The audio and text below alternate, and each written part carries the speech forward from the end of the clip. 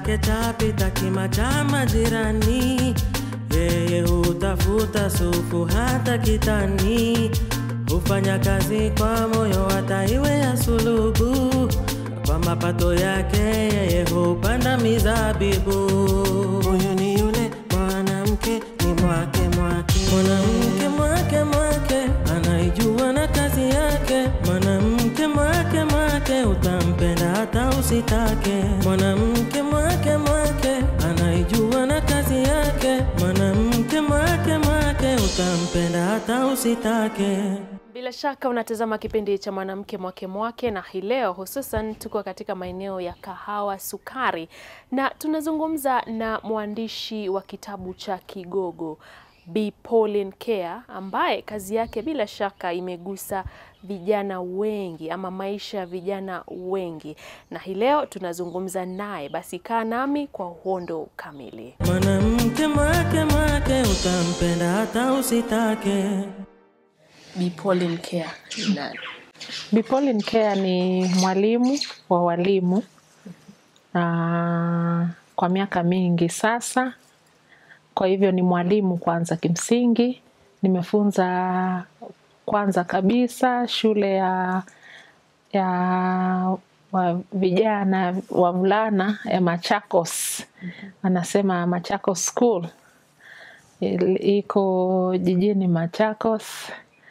Na kwa miaka 7 hivi, alafu nilikuwa ndo mara ya kwanza nafunza nikiwa nimetoka chuo kikuu cha Kenyatta kufanya shahada ya kwanza ya ualimu. Somo la Kiswahili na la dini. Alafu ni mwalimu pia sasa hivi wa walimu Kilimambogo Teachers Training College. Huwa pia tunaita St. John's Teachers Training College. Iko maeneo ya Thika. Ukipita Thika kidogo tu kwenye hiyo njia ya kuelekea Garissa. Naam, kwa hivyo wengi wanakujua kwa sababu ya kitabu chako ambacho ulikiandika cha Kigogo, lakini hawajui safari imeanza wapi. Safari ya uandishi wako ilianza wapi?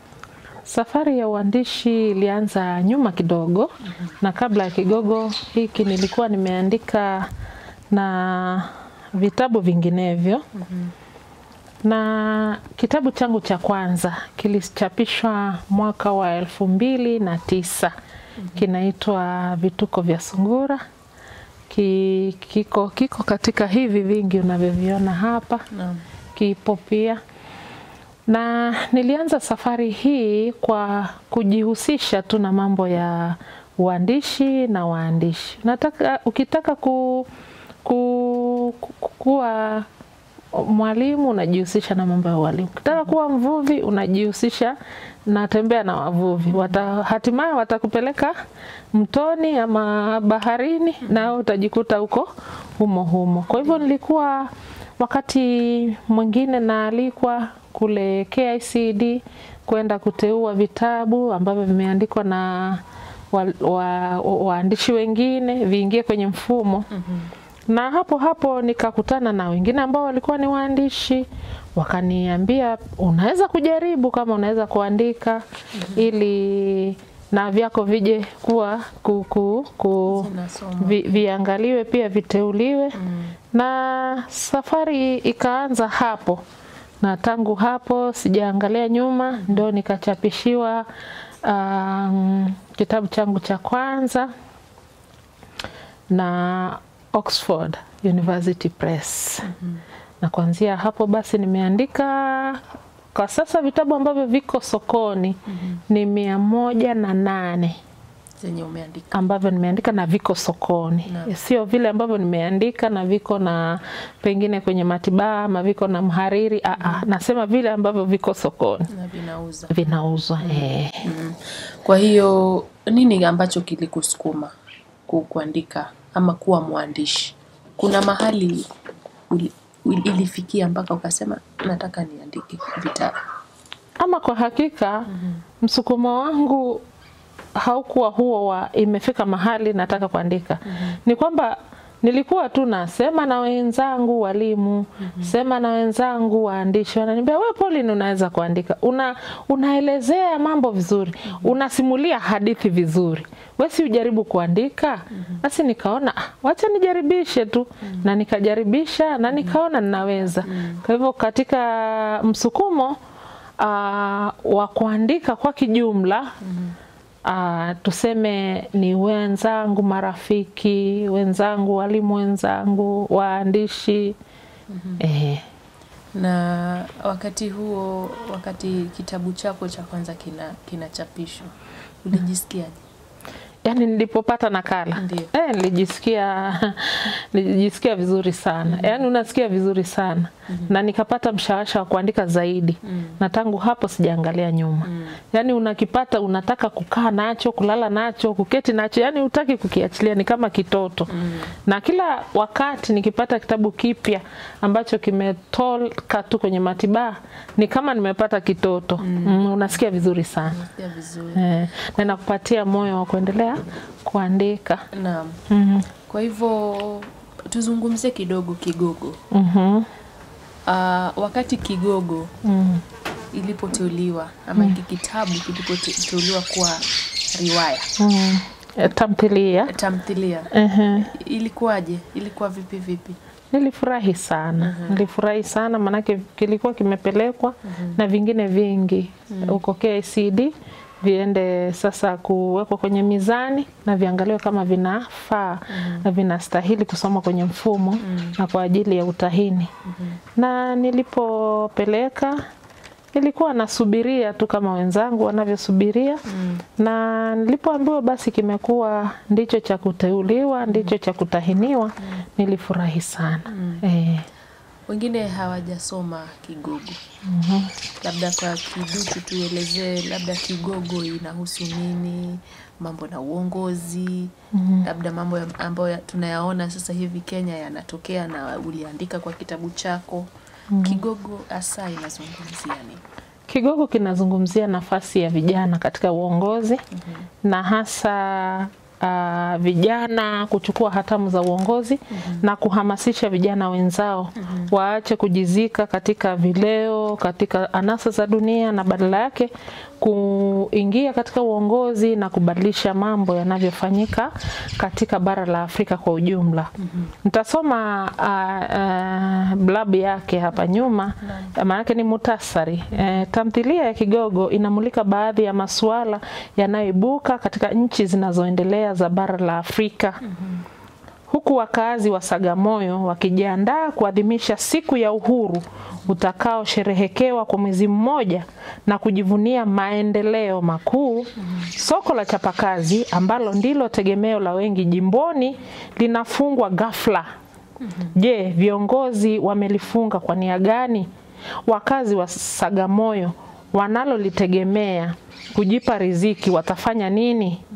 Kwa hivyo tamthilia hii inatoa picha halisi ya nchi inayojivunia miaka mingi ya uhuru.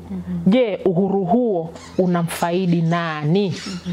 Kwa hivyo yani ni tamthilia ambayo inagusia mambo mengi ambayo yanatokea hata sasa barani Afrika, na tuseme inasadifia tu kwamba tangu kuandika kwa tamthilia hii na hadi sasa mambo ni yale yale. Maana tamthilia yenyewe niliandika mwaka 2013, ikachapishwa mwaka 2016. Na kwa hiyo mambo yanayotokea sasa miaka mingi, maana tangu mwaka wa 2013 na sasa ni mwaka wa 2025, miaka mingapi? 12 imepita na mambo tunaona ni yale yale. Kwa hivyo inamaanisha kwamba kuna mambo ambayo yamekuwa tu yakitokea barani Afrika ambayo hayajabadilika katika uongozi. Na ndio maana tamthilia hii bado inasadifia kwamba yanatokea mambo hayo na yamo humu baada ya miaka 12. Na unahisi je, vijana wamejifunza nini kutokana na hii tamthilia yako?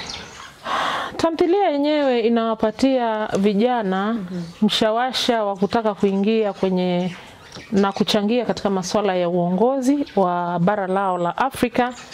na inawafunza pia kwamba ili vijana watake kuingia katika uongozi na waikomboe Afrika ukombozi wa pili, lazima wao wenyewe wajikomboe. Maanake katika tamthilia hii kuna vijana ambao wamejizika katika mambo ya vileo.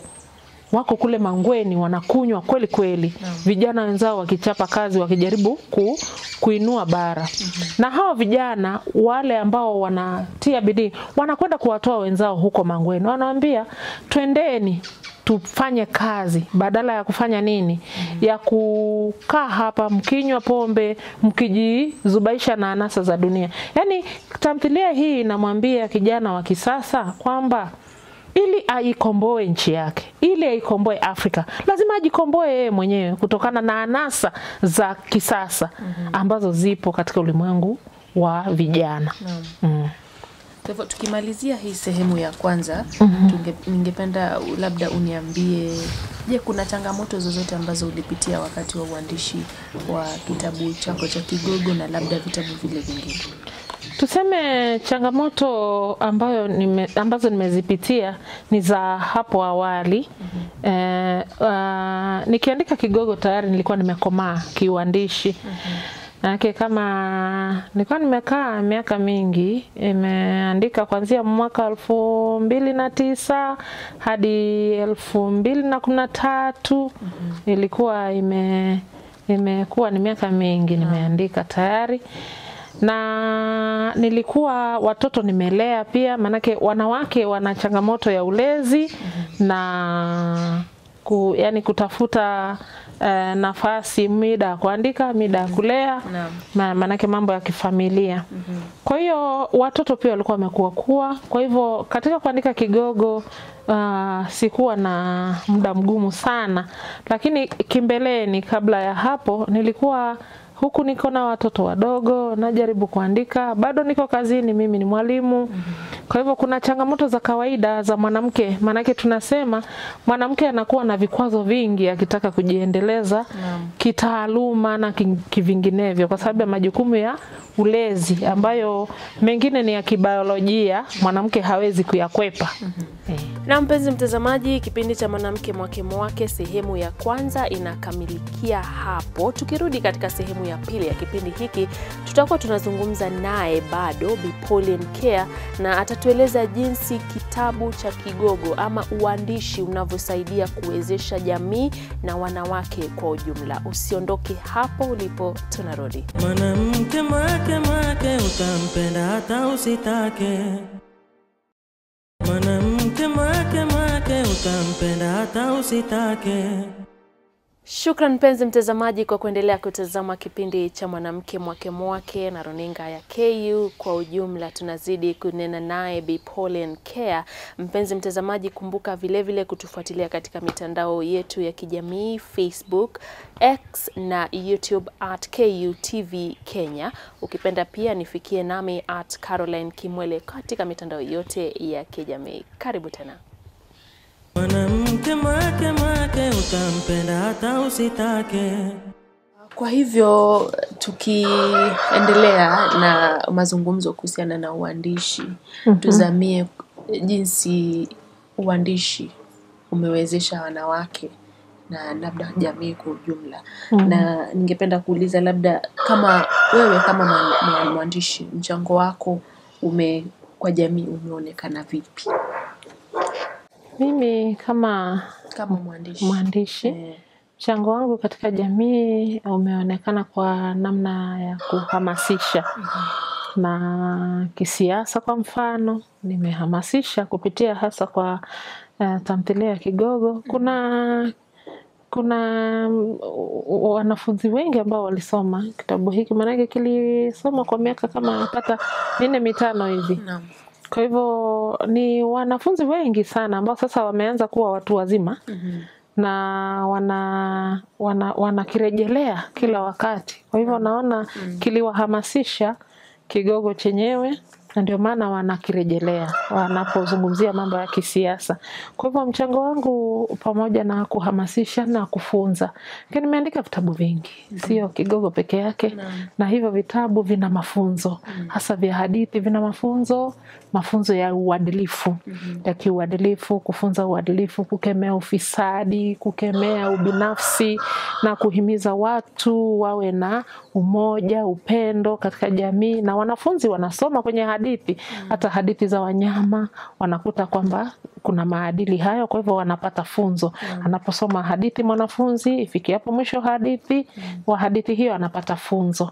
Na hayo mafunzo ni mazuri, manake watoto wanakuwa wakijua kwamba uadilifu ni jambo zuri, wanakuwa upendo ni jambo zuri, umoja, ushirikiano, uzalendo ni jambo zuri. Kwa hivyo hayo ni mafunzo. Pamoja na kutahadharisha, nimeweza pia kupitia kwa kazi zangu kutahadharisha watu ambao wanataka kufanya mambo mabaya. Maana wanaposoma hadithi na wanaona yule ambaye amefanya maovu amepewa adhabu, wanaona kweli nikifanya hivi si pia mimi nitapewa adhabu. Wanaona hilo ni jambo baya, kwa hivyo wanajizuia kufanya maovu hayo. Kwa hivyo kuna mambo mengi ambayo nafikiri jamii imefaidika kutokana na kazi zangu ambazo nimeandika: hadithi za watoto, hadithi fupi, novela, tamthilia, vitabu vya kozi. Nimeandika pia vitabu vya kozi vya kufunza Kiswahili kuanzia gredi ya kwanza hata sasa tumefika gredi ya 11. Tunaendelea sasa tumalizie kwenye mfumo gredi ya 12 tumalize. Nimeandika vitabu vya hadithi kuanzia chekechea wanasoma hata sasa viwango hivi vya gredi ya 12. Ama katika mfumo huu wa 8-4 hadi kidato cha 4. Kwa hivyo nimeweza kuigusa jamii kwa njia hiyo ya kufunza, kuhamasisha, kutahadharisha na hata basi kuburudisha, kwa kuwa fasihi nayo ni burudani. Kwa hivyo watoto wanaposoma hadithi, wanarika wanaposoma tamthilia kama hizi, pia bado kuna burudani. Kwa hivyo huo ndio mchango ambao naweza kusema kwamba nimeutoa kwa jamii kupitia kwa njia hii ya kuandika. Kwa hivyo tunapoangalia katika jamii, waandishi wengi sana labda hutapata ni wanawake. Wengi labda ya waandishi ni wanaume, sijika unakubaliana na mimi. Lakini je, kuna mwanamke yoyote mwandishi ambaye alikutia moyo ya kutaka pia kuandika? Yupo Profesa Clara Momanyi ambaye alikuwa mwalimu wangu pia katika chuo kikuu cha Kenyatta, shahada ya kwanza, shahada ya pili. Nilikuwa napenda sana kwamba siku moja niweze kuandika kama yeye. Na nilipoandika nilifurahi sana kwamba nimeweza. Kwa hivyo waandishi wa kike kwa hakika si wengi kama ukilinganisha na idadi ya waandishi wa kiume. Na sijui ni kwa nini, manake wanawake ni wazungumzaji wazuri. Kwa hivyo ningetarajia kwamba tuwe na waandishi wengi hata wa kike. Lakini nafikiri pia ni masuala ya pengine kupata muda. Wanawake wana majukumu mengi kilinganishwa na wanaume, hasa inapofikia mida ya iwe ni mtu amekomaa kiasi cha kuwa mwandishi, basi ndipo hapo pia mtoto wa kike anapata majukumu ya kuwa mama na anapata majukumu ya kuwa mke na mambo mengine mengi, anafanya kazi. Na unajua uandishi katika janibu zetu hizi sio ati ni kazi ambayo unaweza sema ni kazi ya ati ukiulizwa wewe unafanya kazi gani unasema mimi ni mwandishi. Hakuna.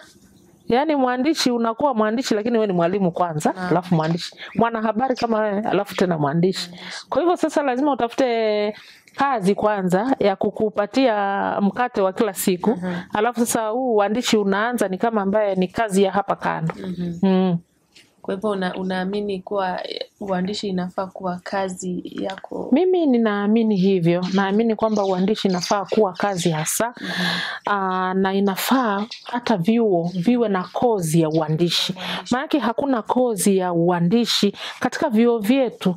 Hata ukitaka kufanya hiyo kozi ya uandishi, pengine uingie kama mwanahabari, halafu sasa kutakuwa na pengine vijikozi vidogo vidogo katika kozi hiyo kubwa ya wanahabari vya mambo ya uandishi, pengine uhariri, vitu kama hivyo.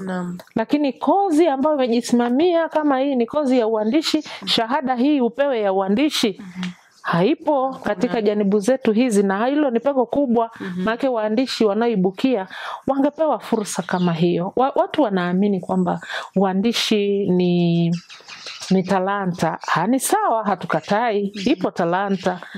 Lakini pia hii talanta sinataka kupaliliwa. Kama kungekuwa na kozi kama hiyo, hii talanta ingepaliliwa mapema, ingefaidi jamii mapema, tena ikiwa imekomaa vizuri. Katika wazo hilo, je, unahisi wanawake wana nafasi gani katika kuleta mabadiliko labda katika jamii kupitia kwa njia za uandishi? Wana nafasi nzuri sana wanawake wanapokuwa waandishi, maana wanawake ni wasemaji wazuri. Kwa hiyo kama ni wasemaji wazuri, watakuwa waandishi wazuri sana. Kwa hivyo wataelezea mambo vizuri, yaeleweke. Na kama ni kuzungumzia kwa mfano maadili, watayazungumzia vizuri, maana mwanamke ndiye mlezi wa kwanza wa mtoto eti. Na ndiye anayefunza mtoto mafunzo ya kwamba fanya hivi, usifanye hivi. Kwa hivyo kupitia kwa njia hii ya kuandika, wanawake wanaweza kunini sana, yani kung'ara sana, kung'aa sana. Hapo tuna nafasi kubwa. Na nafasi kubwa sana kama kitaka kuwa waandishi, wanawake wana nafasi. Kuna hadithi nyingi na mambo mengi ya kusimulia. Kuanzia watoto, manake ndio walezi, kwa hivyo wanajua watoto wanataka nini. Kuanzia hapo, na uandishi unataka watu wakiandika wanaanzia pale chini, ili tuweze pia kuwakuza wale watoto wakiwa wanapenda kufanya nini? Kuandika, kusoma, hata na wenyewe kuandika, lakini wapende kusoma. Kwa hiyo tuandikie ili waweze kusoma wakiwa wadogo, ili wanapokuwa wakuwe na hayo mazoea ya kusoma. Tusije tukaanza kusema waandishi wanaandika vitabu, watu hawana mazoea ya kusoma huku, watu hawanunui vitabu, wanasoma tu wakati wanasomea mtihani. Kwa hivyo lazima tuanzie kule chini ili tuwakuze wakiwa wanapenda kusoma. Tukimalizia kipindi, kuna mwanamke, kuna kijana ambaye anapania kuwa mwandishi kama Bi Pauline Kea. Unamshauri nini? Mimi namshauri atie bidii na ajihusishe na waandishi wengine ambao wamekuwepo, ili wamshike mkono. Manake hata kabla mtoto hajaanza kutembea, huwa anashikwa mkono ili aweze kutembea, kujizatiti, asijisimamie, aweze kutembea na hatimaye akimbie. Kwa hivyo washirikiane na wale ambao wamekuwepo ili wajifunze. Pengine wana talanta lakini zinataka zipaliliwe ili zifanye nini? Zitiwe na mbolea, zinyunyuziwe, ziweze kukua. Na kuna mashirika ambayo yanawashika watu mkono wanaotaka kuandika kimakusudi. Kuna Amka Kenya ambayo inawashika mkono vijana wanaotaka kuandika. Kwenye mitandao ukiingia, ukisakura mtandaoni utapata Amka Kenya. Kuna Kenya Writers Guild ambayo pia inawashika mkono wale ambao wanataka kuanza kuandika, safari ya uandishi. Na mashirika hayo huwa yanatualika sisi ambao tumeandika ili tuende tukawalee kama walezi kwenda. Kwa hivyo mara kwa mara huwa tunakwenda kwenye mikutano yao, wanatualika. Na nafikiri hiyo ni nafasi nzuri sana ya mtu ambaye anataka kuanza safari hii ya kuandika. Maana ataenda kakutane na waandishi wengine ambao wanaibukia, na hapo watafanya nini? Wataweza kukuzana, kuhimizana na hata kuleana na kufunzana. Unajua ufunzaji marika ni mzuri sana. Ufunzaji marika ni mzuri sana. Na ni vizuri mtu anapoanza kuandika asianze kuandika vitu vikubwa ambavyo vitamfisha moyo. Kwa mfano mimi nilipoanza kuandika, nilianza na vitabu vya watoto. Ili nikakua sasa polepole polepole. Ninavyoendelea kukua kiuandishi, naendelea kukomaza uandishi wangu. Maana kama ningeanza pengine kuandika riwaya, ningefika tu nusu, alafu nichoke. Maana mtoto akaanza mtoto apewi githeri kwanza. Anapewa uji, anapewa maziwa, anapewa kamkate, kaskonzi hapa na pale, alafu wali kidogo, alafu githeri sasa anaambiwa tafuna, meno yamejaa mdomoni. Kwa hiyo ukianzia huko githeri, basi utakufa moyo, manake huwezi. Kwa hiyo unaanza polepole, ukipata fursa ya kuungana na wengine kuandika, kuchangia kwenye antholojia kwa mfano, kwenye diwani ya mashairi unachangia, ili upate ujasiri, ujiambie kumbe naweza, sasa wacha nijaribu peke yangu. Bi Pauline, umeandika vitabu vingi sana mbali na Kigogo. Hata ninapoangalia vitabu vingi zenye umeandika. Nikuulize labda swali. Je, kuna mpango wowote wa kuendelea kuandika, na labda kuna mradi wowote ambao unashughulikia kwa sasa, watu wautegee, wautazame? Kuna vitabu ambavyo vimetoka tu, kama kwa mfano kuna tamthilia ndogo tu ya watoto ya grade ya 8 inaitwa Penye Nia. Imetoka tu kwenye imeingia tu sokoni. Sina nakala hapa, lakini imeingia tu Penye Nia. Grade ya 8 watasoma tamthilia nzuri tu.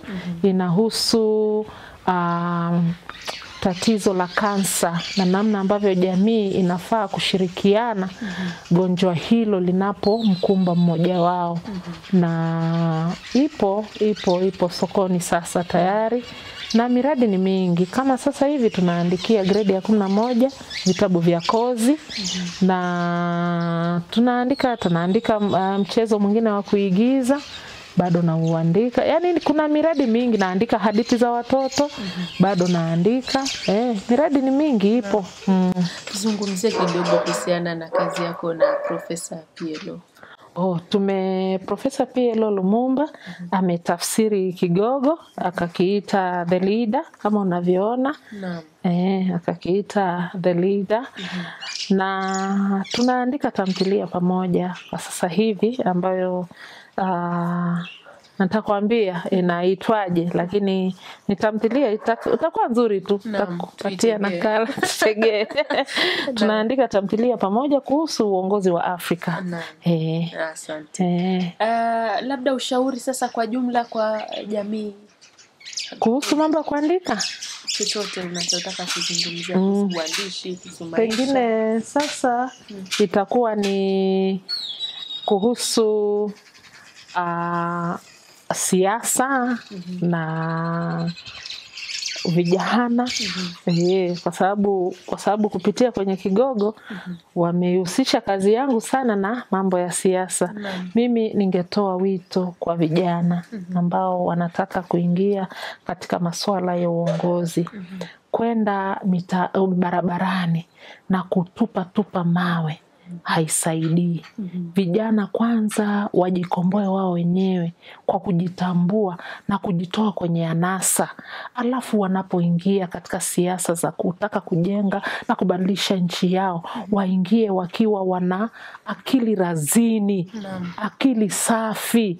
Manake uwezi kubadilisha nchi yako, uwezi kubadilisha bara lako kama hujajibadilisha wewe mwenyewe. Inaanza na wewe. Wewe unataka kiongozi mwadilifu, wewe mwenyewe ni mwadilifu katika kiwango chako wewe kama binadamu, wewe kiwango cha kimsingi kabisa. Inafaa uwe mwadilifu wewe mwenyewe, ili nawe utake viongozi wako wawe waadilifu. Manake vijana wana uwezo mkubwa mikononi mwao wa kubadilisha uongozi wa nchi yao na bara la Afrika kupitia kwa kura. Je, vijana wanapiga kura ama wanangojea tu kura zikipigwa wanaanza kuingia barabarani na kusema hawataki viongozi? Wanafaa kuchukua vipande vyao. Wakichukua vipande, wachukue na kura, wajiandikishe, ili watakapoitwa kupiga kura wachague viongozi wanaowataka. Wachague hata na vijana kama viongozi. Wana uwezo huo. Huo ndio uwezo ambao utakaosaidia kwa sasa hivi. Maisha yamebadilika, mambo yamebadilika, ulimwengu umebadilika. Kwenda kubomoa vitu ambavyo wazazi wao sisi tumejenga kwa jasho, damu yani na nguvu yote hakusaidii kitu. Wanaenda wanabomoa, wanaharibu. Ukirudi nyumbani jioni mnataka kula, toa chakula wapi? Vitu vyote vimeharibika, biashara imeharibika. Mimi naomba vijana mahali walipopopote, hata wale waliosoma vigogo, wanaoshirikia kigogo hiki, wachukue kura sasa. Ni wakati wa kujiandikisha sasa. Wajiandikishe ili tutakapopiga kura majaliwa wamchague kiongozi mzuri, kiongozi ambaye ataweza kuwawakilisha vizuri kama vijana, na viongozi ambao wataweza kuangalia maslahi ya vijana kama vile wanavyotaka.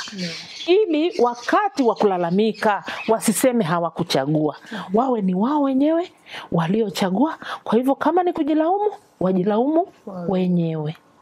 Walete viongozi wachanga katika uongozi kupitia kwa njia ya kura. Naam, bila shaka mpenzi mtazamaji, umemsikia mwenyewe Bi Pauline Kea, mwandishi wa tamthilia hii ya Kigogo. Vijana ni lazima tumakinike, tuchague viongozi ambao ni waadilifu, na tuchukue kura kwa wingi, tupige kura kwa wingi. Na hapo ndipo tunakamilisha kipindi cha Mwanamke Mwake Mwake siku hii ya leo. Hadi siku nyingine, Mola Muliwa akiridhia, tutapatana hapa ndani ya kipindi hiki. Kwaheri.